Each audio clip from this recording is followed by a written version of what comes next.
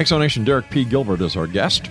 www.officialdisclosure.com, and along with Josh Peck, he is the co-author of The Day the Earth Stands Still. Once again, their website is officialdisclosure.com. Josh, I'm sorry, Derek. Getting into the controversy of biblical times, and I often wonder what would happen if the Bible had never been written up until the year 2017. How different would the Bible be? Would the Bible actually be written? And is it possible that as a society, we no longer need religion because we realize we're not sheep? We don't need to follow. We need to lead. Well, those are some interesting questions. And again, getting back to the idea of responsibility, the only way to have avoided any kind of misbehavior would have been for God to have just said, okay, look, I'm going to create entities that are incapable of choosing the wrong thing. And for whatever reason, he chose not to do that.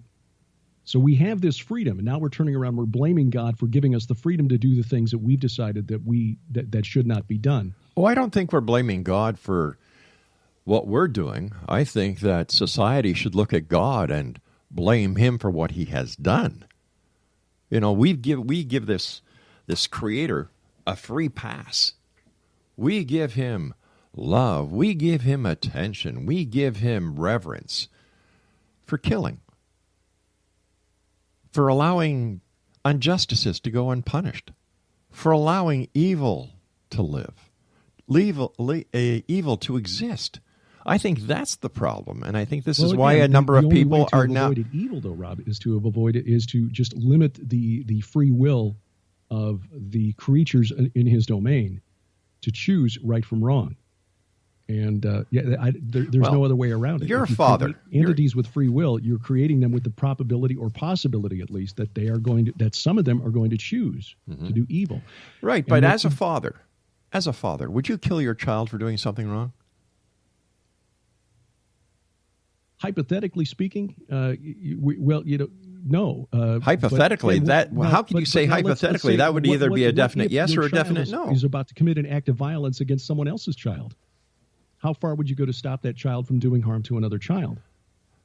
I mean, we're getting into hypotheticals that are really difficult to answer. It's not really a hypothetical when you look at the Bible. If you were to take the Bible as a book verbatim, we look at Sodom, we look at Gomorrah, we look at the global flood, and we look at the other examples throughout the biblical times that the creations of God were killed, destroyed by the Creator God. That's not hypothetical, because if we say that this is hypothetical, then the Bible is nothing but fiction. So I think we have to draw a line here. Right. But this is a topic that's not going to be easily explained in 12-minute segments. This is something that theologians and philosophers have been wrestling with and grappling with for longer than the Bible has been around. Okay, we're talking several thousands of years, and this is something that could be delved into in more depth, but probably not in this format to any degree that would satisfy people on either side of this debate. I guess the reason I went this way was to try and understand how we could validate the claims of multi-dimensions, multiverses, extraterrestrials, all these things that make no sense to a lot of people. Like, it seems that this is an escape from reality. So how do we relate these instances of extraterrestrials, UFOs, and what we've been talking about, and put it and justify it biblically? Because are we trying to tag something onto one of the best books that have ever been written and sold? Or are we just trying to actually find reason for the existence of something we cannot understand? Well, I think that's why a lot of people are turning to the UFO phenomenon and looking for answers there. And in fact, I think a lot of the questions you raise are questions that people who are drawn to the possible existence of extraterrestrials for an answer, because they can't rationalize using our standards of right and wrong and morality to accept the biblical account. But if we can't understand something from our past, with all the people who have, investigated it, talked about it, researched it, how can we, within years of a phenomenon happening, try to understand it? And how can we try to relate this phenomenon to something in the past if we don't understand the past at all? Well, again, as a hypothetical question, if we don't understand the past, we can't make sense of the future. And our argument is that we do have a basis for truth, a worldview that is established by a man who came to earth, said, "This is what I'm going to do," and then did it, promised that he would return from the grave 3 days after his death, and did it. And then by documenting, by validating the testimony of the Old Testament prophets, established that as true as well. Now, that is probably, the way I've just phrased it and expressed it, not going to convince anyone who has not dug into the evidence as I have done, and I would encourage people to do so, and do so with an open mind. All right, but the same holds true with the UFO phenomenon. And but once again, when you're looking at the validation of the prophecies of the Bible, we're looking at it in hindsight, because we're looking into the past, and we're expected to take everything, or the majority, or part of what has been written about as the truth. We don't know if these were put in afterwards. We don't know if the lines and the dots were put into such a way that we now can put the dots together and say, well, wow, look at this. Christ prophesied about coming back from the dead, and look at that, he did. How do we know that wasn't put in afterwards as hindsight, to make the story come true? Well, there are a lot of tests, and this is one of the things that really swayed me. One of the things that cannot be disputed is that the Old Testament was translated from Hebrew into Greek around 200 BC, the so-called Septuagint translation. Jewish scholars in Alexandria translated the Old Testament into Greek because that was the language of the realm after Alexander the Great conquered the Levant in the 4th century BC. So we know that the newest of the Old Testament prophecies, even if we don't accept that Isaiah, Jeremiah, Ezekiel, Daniel wrote what they prophesied, even if we don't accept that David wrote the Psalms and prophesied as he did about describing the crucifixion in Psalm 22 the way he did, we know that those cannot have been written by anybody later than about the 3rd century BC when it was translated into Greek. And yet, Daniel, in the book of Daniel, prophesied the coming of Messiah to the year, and there are some scholars who say, to the day of Jesus' arrival in Jerusalem on the back of a donkey. Other prophecies, like Psalm 22, describing crucifixion before the Persians had invented the practice, could not have been, even if we accept that it's 3rd century BC, okay, well, fine. It's still 200 years before Jesus was born. Those cannot have been written into the Old Testament after Jesus because we have the documents. And again, this was done by Jewish scholars who presumably have no interest in trying to validate messianic prophecies that point to Jesus of Nazareth. So there are good reasons for this, but again, trying to bring this all out in a form that will convince people in the span of an hour is a virtually impossible task. But I would encourage people to dig into it. And the books I mentioned in the first half hour, I would highly recommend for people who are interested in digging into the source evidence behind the reasons that I believe. And then again, take that worldview and apply it to other claims, such as the ones we investigate in The Day the Earth Stands Still. Sure. Let me ask you this. How come there are no prophets? We don't hear of any prophets, since the biblical times. What happened to everything? It seems that as soon as the book was written, it was published, put on the shelves, everything stopped. Well, there are some who believe that all of the supernatural gifts of the Spirit, the gift of prophecy, the gift of healing, and so forth, ended at the end of the apostolic age. I'm not sure that that's true. Mm-hmm. I would say that everything that needed to be said was said in terms of prophecy that we consider true and accurate. And obviously, there's a lot of disagreement about how to interpret end times prophecy, the book of Revelation. Yeah. In fact, I'm going to dig into my next book. I'm going to show how certain Canaanite texts and rituals performed for the dead actually are going to be manifested in the war of Gog and Magog that Ezekiel prophesied about. Again, one of those things where God of the Bible is responding to the small g gods of the other nations. But I think that's in part because God, and you notice in the Old Testament, he's very often called Lord of Hosts. Mm-hmm. Hosts is just another way of saying armies. So Right. God is a military commander. Hey, listen, This is a Derek, war. we've got to So, say so long for tonight. I want to thank you for joining us. And Exo Nation, if you'd like more information about Derek or his book, visit www.officialdisclosure.com. That's www.officialdisclosure.com. I'll be back on the other side of this commercial break with the news at 6.5 minutes past the top of the hour as we continue here in the X Zone from our broadcast center in Hamilton, Ontario, Canada. Are you a skeptic about what we've been talking about this last hour or a believer? Send me your emails, xzone@xzoneradiotv.com. Don't go away.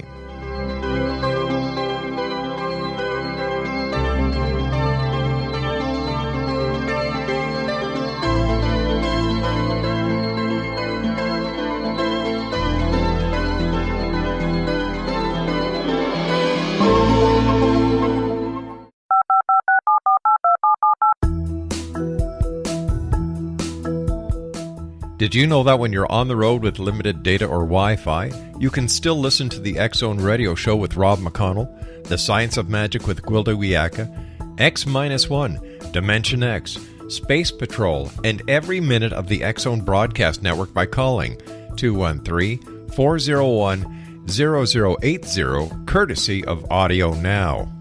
No smartphone, app, or internet needed. It saves your data plan, and it's free if you have unlimited minutes. Call 213-401-0080 to listen on any phone, anytime, anywhere. Remember, 213-401-0080 for the best of the paranormal, parapsychology, and sci-fi radio programming anywhere, 24/7, 365.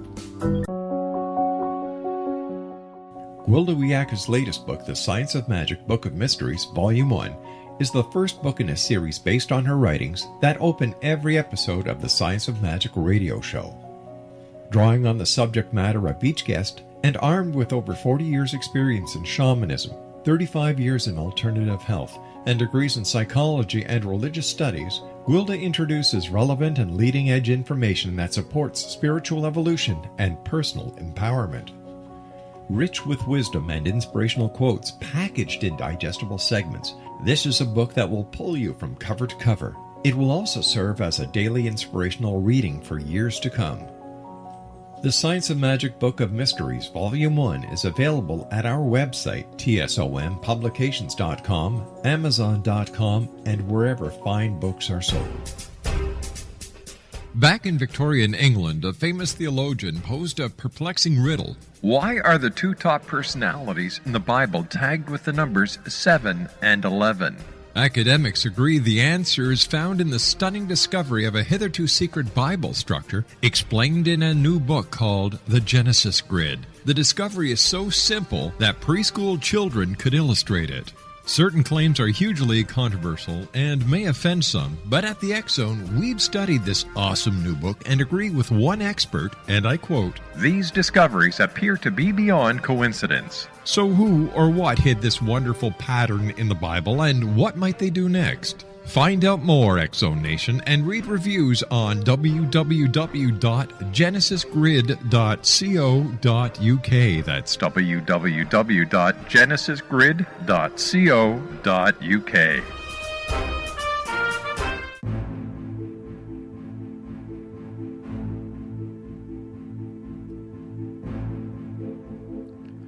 Derek P. Gilbert is our special guest this hour, www.officialdisclosure.com. So I can see by the way the conversation is going that you are truly a believer And like I said, I think that is fantastic. I really do. I respect those who share their religious philosophy. But when you look at the big picture, let me ask you a point-blank question. Do you believe God is real? Absolutely. All right. Do you believe that God is the God of one and all, or a God of a specific group? Well, God is a creator who spoke all things into existence, so he is the God of all. Okay. And by the way, I just want to share this with you. I appreciate you asking these questions, Rob. I truly do. And if I sound like I'm getting contentious, that's not my intention. No, you're not at all, sir. I tend to get passionate about this because this is what I do, and I do consider this of prime importance. Mm-hmm. So, again, I appreciate you asking these questions, and I don't want to come across as though I'm sounding contentious. You're not. You're not at all. You're coming across as a very honest, compassionate person. I appreciate that. Thank you. So if God is our creator, our father, that makes us his children, right? Mm-hmm. Okay. You're a dad. I'm a dad. Would you ever put your child in harm's way? Not intentionally, no. All right. No. So let me just go one step further here. If God created all of us on this planet, and if God is the creator, why did he kill so many of his own children? In today's society, that would make him an unfit parent, and he would deserve jail time for what he has done. So why do we, as members of society, certain members of us, choose to glorify a God who killed people at Sodom, Gomorrah, flooded the entire earth, favoring one family, killing Egyptians who, apparently, if he is the creator of one and all, were his children as well? Where is the justice and where is the logic in this? Well, we're getting into a program here that would take up, or getting into a topic that would take up a whole other program. And again, a lot of this has to do with my previous book, The Great Inception. Mm-hmm. And I would also recommend for your listeners a book that's foundational, goes into the theology of all this, called The Unseen Realm by Dr. Michael Heiser. That's Heiser. First and foremost, God created us all with free will. He did not create us to be automatons, to be mindless robots loving him without any choice. Mm-hmm. He also created denizens of the spirit realm, and created them with free will as well. When you ask a Christian today, why is the world in the state it's in? Most of us would answer, well, because of the sin of Adam and Eve. They rebelled in the garden and thus entered sin and death into the world. Okay, good enough. But if you ask a Jew of the Second Temple period, now this is the period from the time of the return from Babylon to the time of Jesus and the apostles, why the world is in the state that it's in, they would say, well, yeah, that was important, but there were two other rebellions that were just as important, if not more so. One was the rebellion at the Tower of Babel. Mm-hmm. And I go into some depth in that in my book, in which I argue that that was an attempt by Nimrod, who I identify, based on the work of Egyptologist David Rohl, as the Sumerian king Enmerkar, who is attested in the Sumerian king list. There is an existing Sumerian poem that explains what this king was trying to do, apparently trying to build what he called the abode of the gods above an ancient temple to the god Enki. Enki was one of the chief Sumerian gods who lived in what was called the Absu. And it's not coincidental that the Absu is the word from which we get the English word the abyss. So Nimrod / Enmerkar trying to build the abode of the gods, call it a stargate if you want to, or a portal of some kind to the spirit realm for the gods to enter our domain directly above the abyss. Okay. Now, that's somewhat speculative, but again, that rebellion is what led to the division of nations. And if you read in Genesis chapter 10, there are 70 nations that are mentioned there. And it is also not coincidental that in the religion of the Canaanites, who were neighbors of the ancient Israelites, and in other ancient nations from the ancient Near East, they believed that their chief deity, to the Canaanites it was El, there were 70 sons of their chief god. Now, In Deuteronomy 32, verses 8 and 9. Is this going to get to my question? Because we've only got so much time. And my question to you is why should we revere a God who kills his own children? All right. Let me cut to the chase then. Okay. God, after the Tower of Babel, placed the nations under the dominion of these sons of God, the B'nai Elohim, and they apparently set themselves up as deities in their own right and rebelled against God, chose to try to destroy the people that God called out for himself. What we're witnessing is a long history of the rebellion by these lesser gods, these small g gods, against their creator, and humans that they have duped into worshiping and following them. So are you saying that it wasn't the God of the Israelites who drowned the Egyptians? It wasn't the God of the Israelites or the God of the Bible who destroyed Sodom and Gomorrah? No, they did, but they were basically, this was a conflict between God and his chosen people, and these rebellious small g gods, B'nai Elohim, who and their human agents, their human accomplices in this divine rebellion. Okay, so let me get it straight. That as I think you're trying to tell me is that it wasn't God who did all this; it was false gods who did all this. Am I right? False gods and the people who chose to follow them. Yes. Okay, then why is it told in the Bible that God instructed Noah to build the ark, and that God sent the angels to warn Lot and his family about the devastation that was about to occur at Sodom and Gomorrah?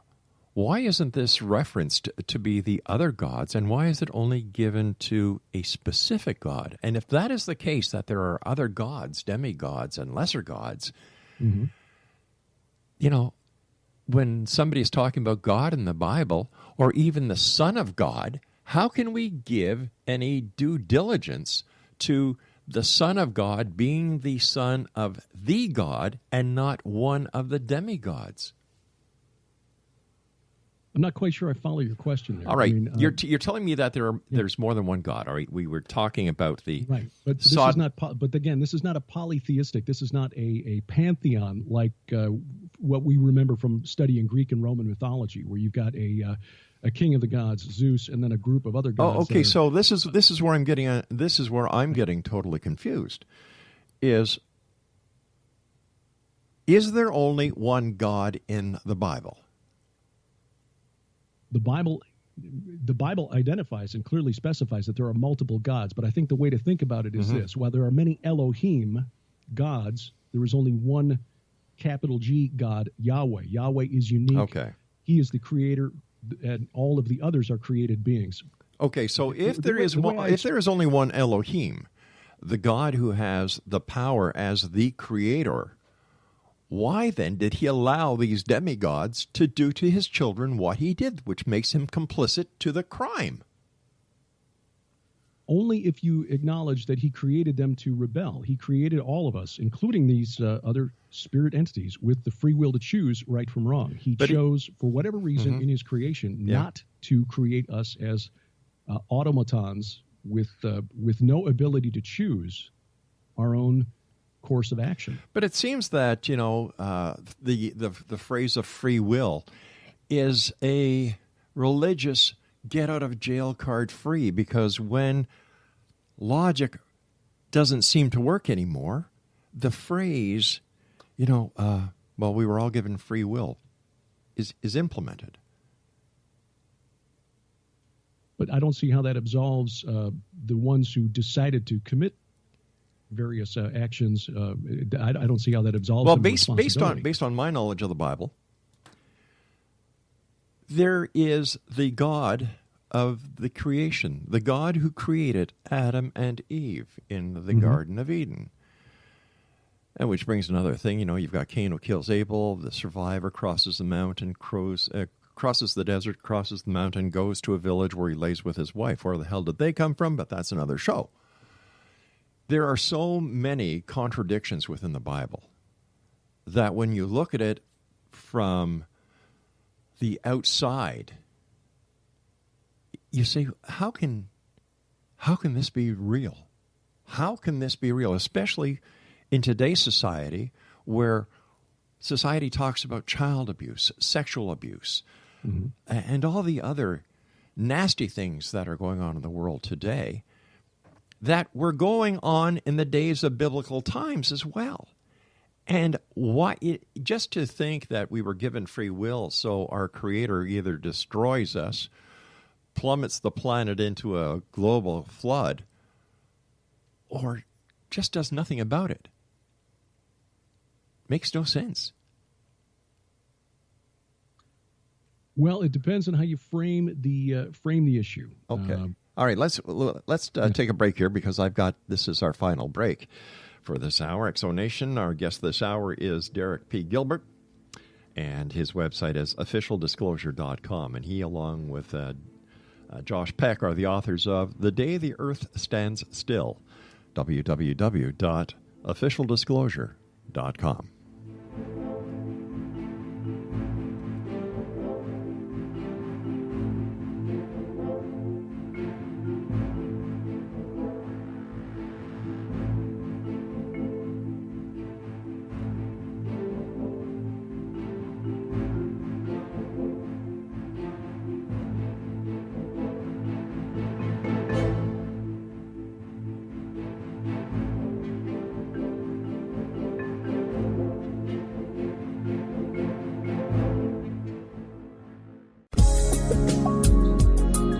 Broadcast studios in Hamilton, Ontario, Canada, to the world and beyond.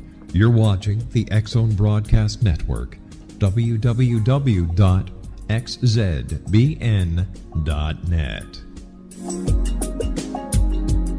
AVS Media Demo.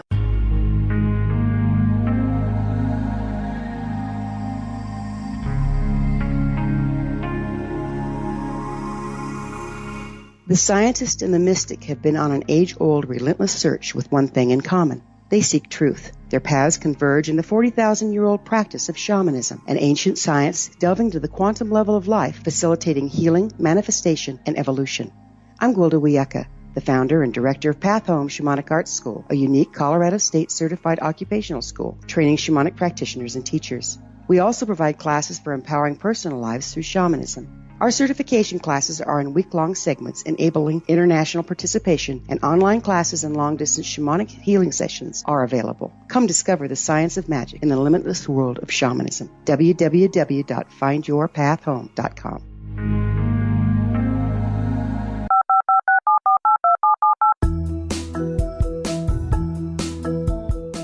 Did you know that when you're on the road with limited data or Wi-Fi, you can still listen to the X-Zone Radio Show with Rob McConnell, The Science of Magic with Gwilda Wiyaka, X-1, Dimension X, Space Patrol, and every minute of the X-Zone Broadcast Network by calling 213-401-0080, courtesy of Audio Now. No smartphone, app, or internet needed. It saves your data plan, and it's free if you have unlimited minutes. Call 213-401-0080 to listen on any phone, anytime, anywhere. Remember, 213-401-0080 for the best of the paranormal, parapsychology, and sci-fi radio programming anywhere, 24/7, 365.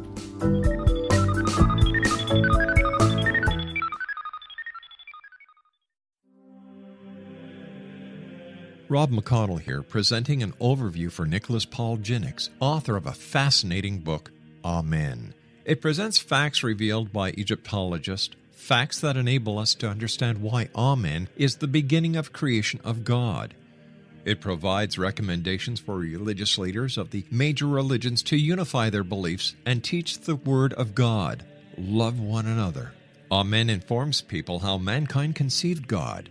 It was the Egyptians that developed the concepts of a soul, a hereafter, and Son of God. And finally, after the worship of many gods, they conceived the belief in one universal God, the maker of all there is.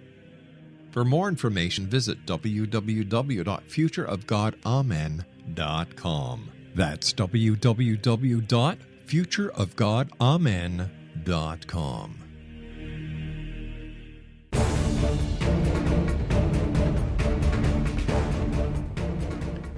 Welcome back, everyone. This is the X Zone. I am Rob McConnell, coming to you from our broadcast center and studios in Hamilton, Ontario, Canada. Our guest this hour is Derek P. Gilbert, and along with Josh Peck, they are the authors of The Day the Earth Stands Still. Thanks very much for joining us,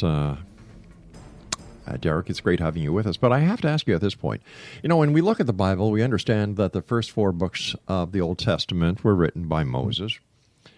And the people within, when you're talking about the validity of the Gospels, are you only looking at the New Testament and discarding the Old Testament? And if you're giving credibility to the New Testament, how does that affect the credibility and the viability of the Old Testament? No, I think it's a unified. I like the way Dr. Chuck Missler puts it. It's a unified message system. 66 books by 40 authors, written over 1,500 years, and together comprising an integrated message system from outside our time-space domain. I think that's kind of a science fiction way of describing it, but it's an accurate way of describing it. My first book, The Great Inception, which was published back in April of last year, dug into what the ancient nations around Israel believed and how much of what's in the Bible, Old Testament and New Testament, were actually responses by the Creator, Yahweh, the God of the Bible, to these other gods and their efforts to try to destroy the people that God had chosen for himself.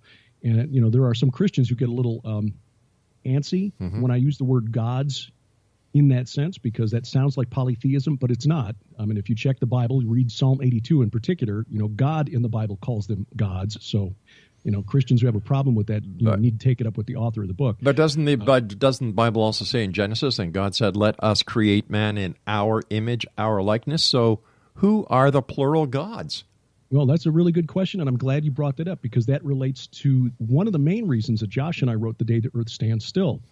That, in my opinion, and I think this is the opinion of many more reputable Bible scholars, guys who actually have letters after their name to establish their credentials, take that as sort of the royal we. There are Christians who'll try to read New Testament back into the Old Testament and say, well, that's the Trinity there. I don't go there, because that wouldn't have made any sense in the 15th century BC when Moses wrote that down. But still, God using that in the royal we, I think makes the most sense. But understanding that verse is key to why we in the book say that Christians should have no problem if, in fact, someday an actual extraterrestrial lands on the White House lawn. You say next week, for example, Klaatu lands with his robot Gort in front of the National Mall and steps out. Christians should not have a problem with that, because what God was saying there, let us create man in our image, and I think that word image is what throws us off, doesn't mean that God is a biped standing about 6 feet tall. What it means is we humans, every single one of us, regardless of age, ethnicity, level of education, cognitive ability, whatever, we are created as God's imagers. I mean, the Hebrew is nuanced, and English doesn't do it justice. We are created, in a sense, as God's moral agents on earth. He gave us dominion over the earth in the same way he has dominion over all of creation. And if a Zeta Reticulan were to someday show up in front of the United Nations, that does not change our status as humans, as God's image bearers on planet Earth, regardless of what that says about the Zeta Reticulans and their status on their planet. Right. Now, having said that, we don't believe that there's any credible evidence that we have, in fact, been visited by visitors, by entities from outside the solar system. We do think we're being visited and have been visited for a very long time. But again, going back to the work of Vallée and Hynek and the conclusions that they drew, John Keel as well, we're dealing with extra-dimensional entities, which again is a definition that can be applied to fallen angels and demons. But how can we know for certain?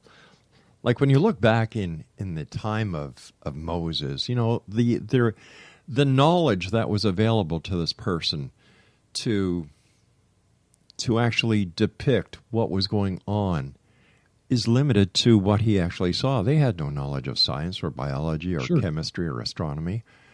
So how do we know for a fact that Moses just didn't make all this up?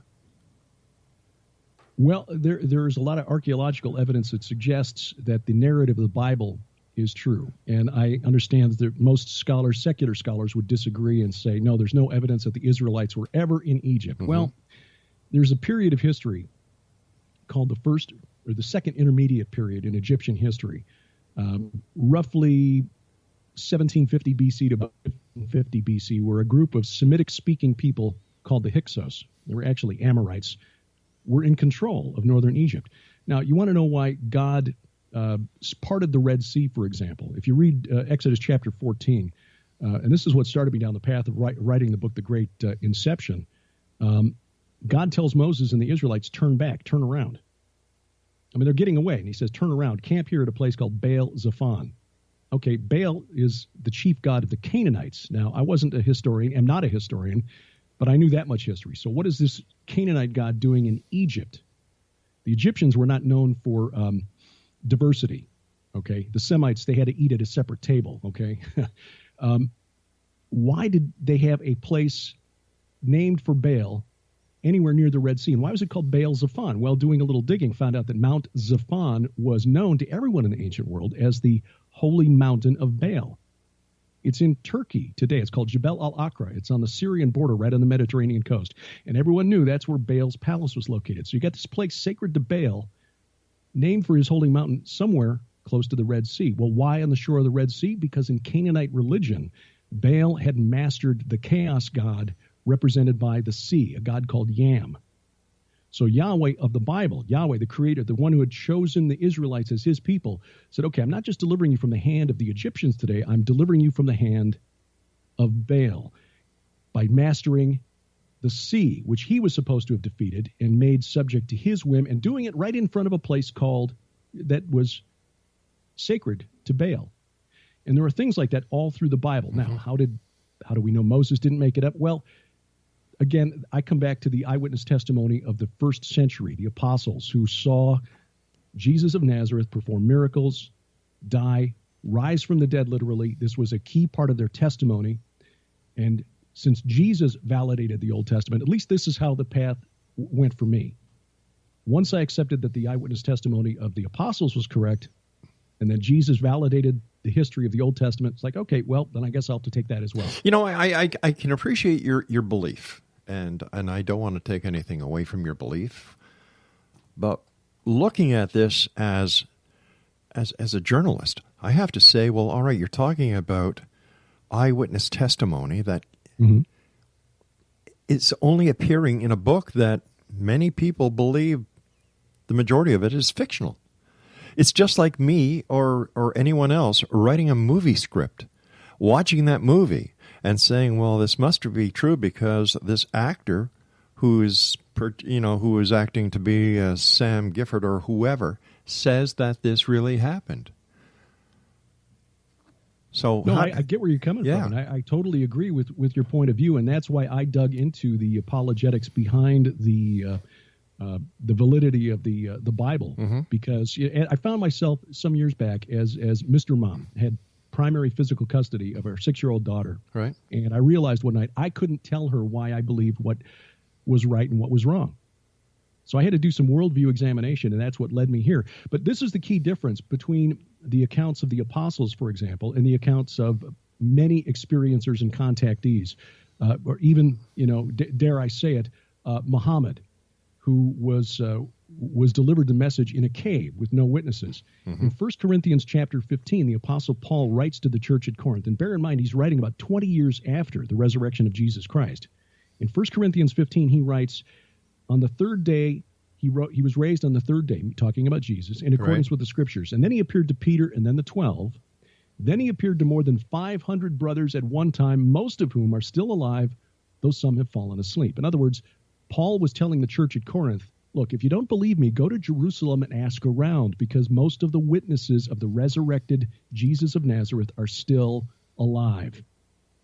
Jesus didn't appear to just one at a time, multiple witnesses who could corroborate the story. But that leaves a lot to question.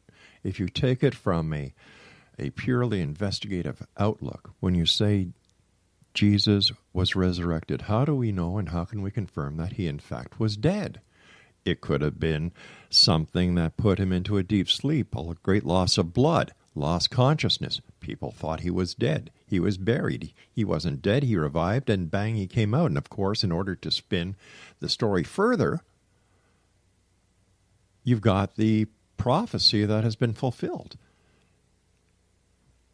Well, those are theories that have been put forward, Rob, and again, I'm happy to talk about that because this is an area of interest for me and something that I studied in great depth. Because again, I wanted to know that my worldview was based on something that's true.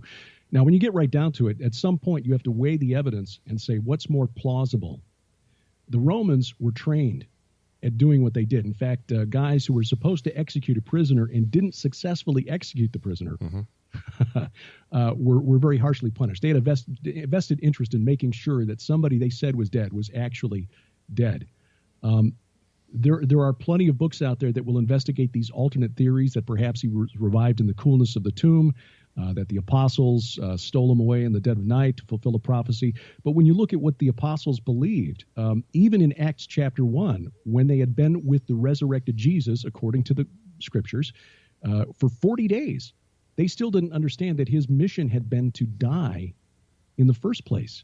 They were looking for a political military savior to drive out the Romans and restore the throne of David in Israel to its proper place in the geopolitical prominence that they anticipated. In Acts chapter 1, they were still asking the risen Jesus, are you going to restore the kingdom to Israel now? They didn't get it until Pentecost, which was after Jesus was finally taken up into heaven. All right, stand by. I've got to take my next break. Exonation will be back after this break. Don't go away.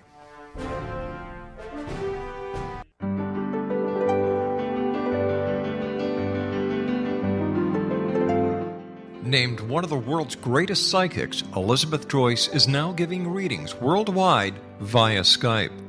Elizabeth Joyce is recognized for her clairvoyant ability to help find missing persons, her analysis of dreams, past life regression work, mediumship, and her accurate predictions. Elizabeth has been a frequent guest on the X Zone radio show with yours truly, Rob McConnell, now for several years.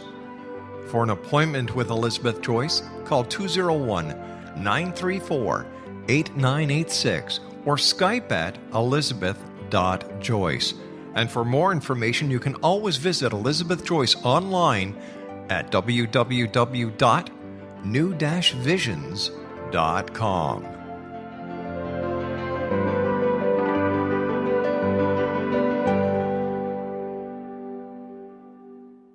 The new nonfiction book, Razor of Madness, is similar to cult movies like Clockwork Orange, Dragon's Tattoo, or The Other Side of Hell. Wayne Morin Jr. and Thomas Lee Howe will expose widespread and systematic deficiencies in this thought-provoking tell-all novel. Mind control rages among scholars in law schools. Human rights are ignored while thought reform and mental manipulation are accepted practices used as behavior modification. Dr. Louis Jolyon West comes to mind.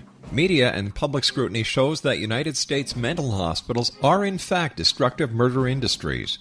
Razor of Madness expose novel details this epidemic through an in-depth professional and personal investigation. For decades, there has been a revolving door policy that still releases killers and pedophiles back into society. The maestro of mind control continues to haunt America to this very day. Razor of Madness is available in paperback or as a downloadable ebook at Amazon.com. I'm William S. Peckham. If you enjoy a good mystery with a touch of the paranormal, then you'll love my novel, From Out of the Woodwork. It's the story of a young Toronto contractor, Sharon Kennedy, who buys derelict homes, guts them, and turns them into multi-family dwellings. Slums just waiting to happen. When Sean buys 29 Livery Lane, the house fights back. Former owners unexpectedly come out of the woodwork as he starts the destruction. The apparitions come to him when he touches old books, reads hidden letters, rummages through old boxes, finds a locket, or reads a discovered manuscript of a murder mystery. From Out of the Woodwork will take you from 1899 to the horror of the World Trade Center, September 11, 2001. Check out From Out of the Woodwork on my website, www.williamspeckham.com.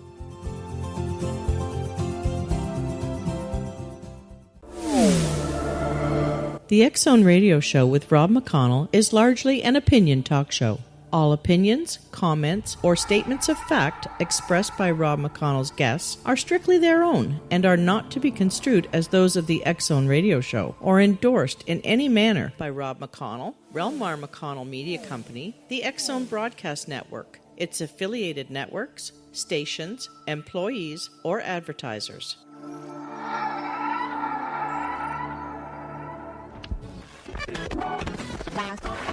All Hit Radio.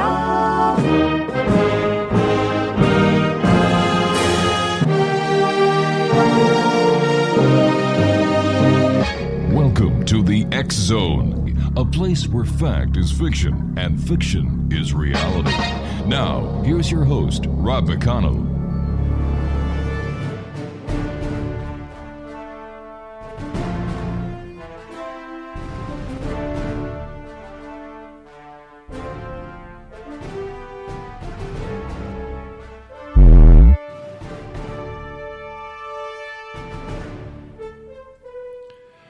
And welcome back to the X Zone, everyone. I am Rob McConnell. We're coming to you from our broadcast center in Hamilton, Ontario, Canada, on the X Zone Broadcast Network, Talkstar Radio Network, Mutual Broadcast Network, and iHeartRadio.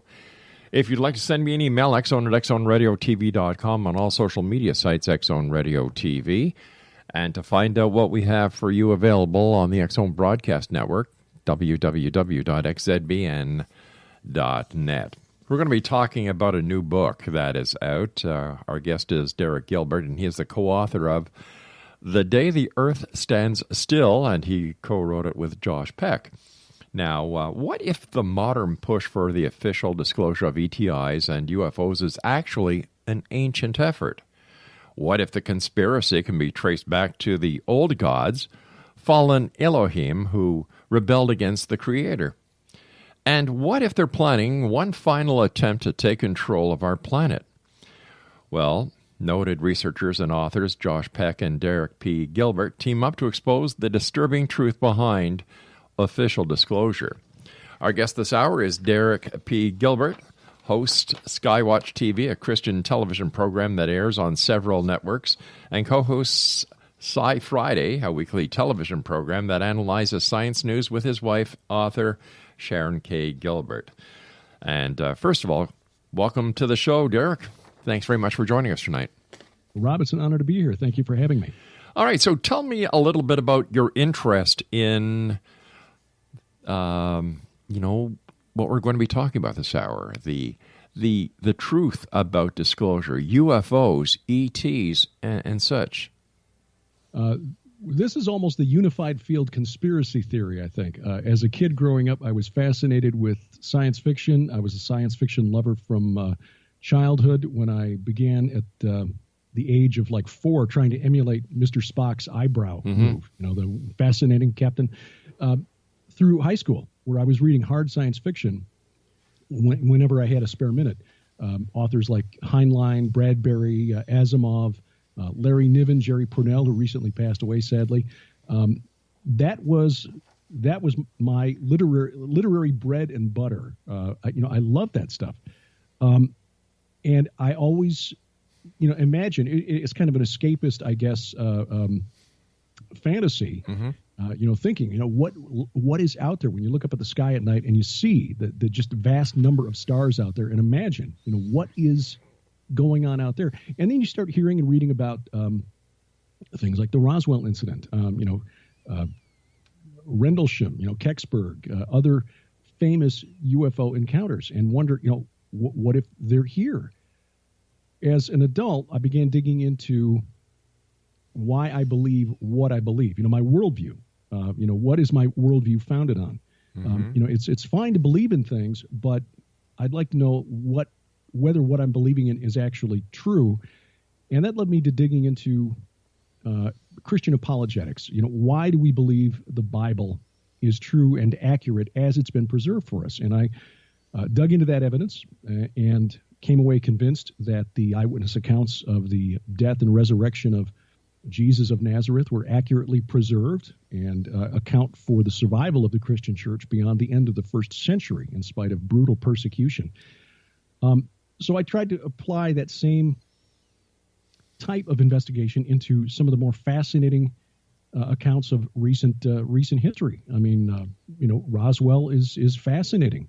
The Maury Island incident, fascinating. Kenneth Arnold's sightings at Mount Rainier, 1947, fascinating stuff. What is really behind those events? The accounts of contactees and abductees, fascinating stuff. What's really behind all of that? And when you begin to encounter the work of researchers like Jacques Vallée and John Keel and J. Allen Hynek, who, by their own accounts, are not Christians, not approaching this with a dog in the hunt, as it were, to validating the gospel of Jesus Christ, and they come away saying, extra-dimensional seems to be the correct term for the UFO phenomenon rather than extraterrestrial. Then you have to start saying, okay, now you're starting to tread back into the arena of theologians. And I think that's appropriate when you look at the modern UFO phenomenon, because to be quite honest, Rob, many people are approaching the UFO phenomenon hoping that it will answer the big questions that religions have always tried to answer, namely, where do we come from, why are we here, and what happens to us when we die? And you find that there are a lot of people who are looking for those answers in those mysterious lights in the sky. But when you look at the mysterious lights in the sky, no one can say with any certainty that they're extraterrestrial, because as of this date, there is still no concrete evidence. There are vast questions about the credibility of the witnesses of Roswell, Rendlesham Forest. There's also credibility issues there. So how can anyone with any certainty take the UFO phenomenon or alleged encounters with ETs, little green men, or as Travis Walton describes in Fire in the Sky? How can we take this as legitimate? And what does this do if we are to say, well, it's possible? What does this do to the credibility of religion at all? Well, that's a really good question. And that's why we're approaching it. That's why Josh and I took on the task of writing this book. There are plenty of accounts, and we approach it this way. We acknowledge that something is going on because the majority of sightings are probably explainable through natural phenomena. I mean, the vast majority of UFO sightings are quite honestly, the planet Venus or just misidentified commercial craft. In some cases, they're experimental craft that the United States government and other governments around the world don't want other governments knowing about. But there are some that can't be explained quite so easily. And we're willing to acknowledge that, okay, those encounters may exist. And when it comes to the accounts of contactees or abductees, you have to ask the question, first of all, is this person's recollection of accounts accurate? Can it be verified in any way? And if not, then what exactly did they experience? And I think the UFO phenomenon, the greater UFO community, those who want to believe, as it were, want to believe in an extraterrestrial presence on Earth, have a tendency, and I drew on the research of Jack Brewer in his book, The Greys Have Been Framed, for this. Very often, those who come forward with their stories will be encouraged to tell their stories and encouraged to accept their stories at face value, because it reinforces it's confirmation bias. It reinforces what people in that community want to believe, rather than stepping back and saying, okay, assuming that you were actually hearing from an external entity of some sort, how do you know it's not lying to you? How do you know it's telling you the truth? If, in fact, you are hearing from something that claims to be from Zeta Reticuli or wherever, or some parallel dimension or contiguous universe, to use a phrase from the WikiLeaks email releases, how do you know they're telling you the truth? How do you verify this? And so when you start comparing the stories, you begin to get a picture of a vast disinformation campaign. And I'm not saying it's government disinformation. It may, in fact, be supernatural or spiritual disinformation. And then all you can do is step back and say, okay, what's the message that's being delivered here? And how does that track with with what we accept as true? And again, I will say I come at this with an unashamedly Christian worldview, because I do accept the eyewitness testimony of the apostles as accurately preserved.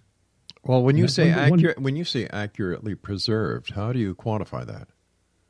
Well, when you look at the number of references, and there are a number of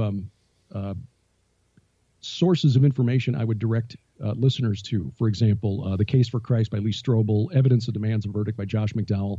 But when you start digging into the existing texts, there are far more original texts and copies of texts related to the New Testament than for anything else from the classical period. It is far and away the best tested, the New Testament of the Bible, far and away the best tested document that exists from the classical period. But hasn't the Bible been edited and re-edited and re-edited? Like, well, if we had a copy of the Bible prior to the Council of Nicaea, I understand your belief that this is untainted and this is the original documentation. But we know that's not the case. Well, that's a common misconception, but that happens not to be true. There are so many citations of New Testament scripture in the writings of the early church fathers, letters that they sent back and forth to one another, that you could destroy every New Testament in existence today and reconstruct it completely, with the exception of about 15 verses, none of which have any bearing on core Christian doctrine. So there is that built-in cross-check that is available. We can go back and look at the early church fathers and what they wrote to one another and see. Now, stand by. You and I have to take a commercial break. We'll be back on the other side. Exo Nation.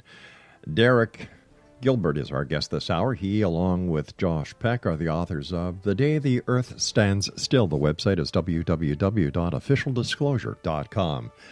I'm Rob McConnell. This is the X Zone. Don't go away. We'll be back after this break.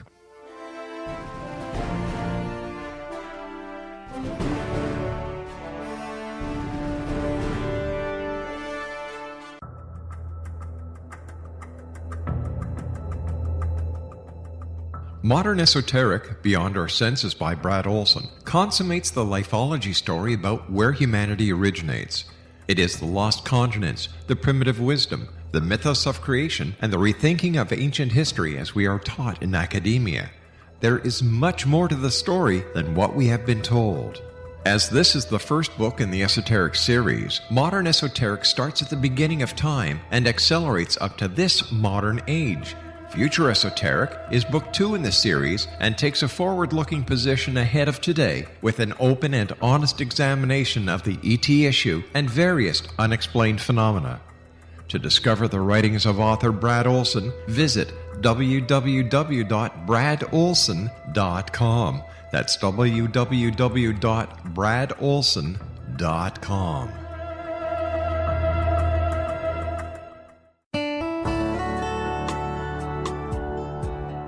Are you, or is someone you know, struggling with addictions, depression, anxiety, relationships, low self-esteem, lack of confidence, grief, success, and prosperity? Do you know that your subconscious belief plays a big role in the outcome of your hard work? We can help you permanently change the beliefs that may be the reason for your struggles and failures.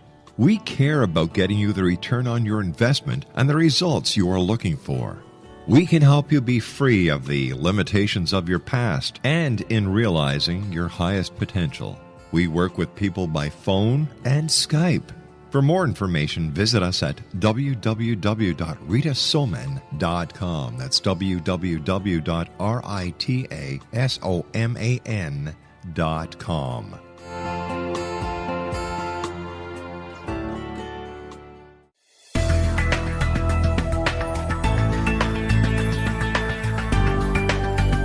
Do you think you have energy problems in your home?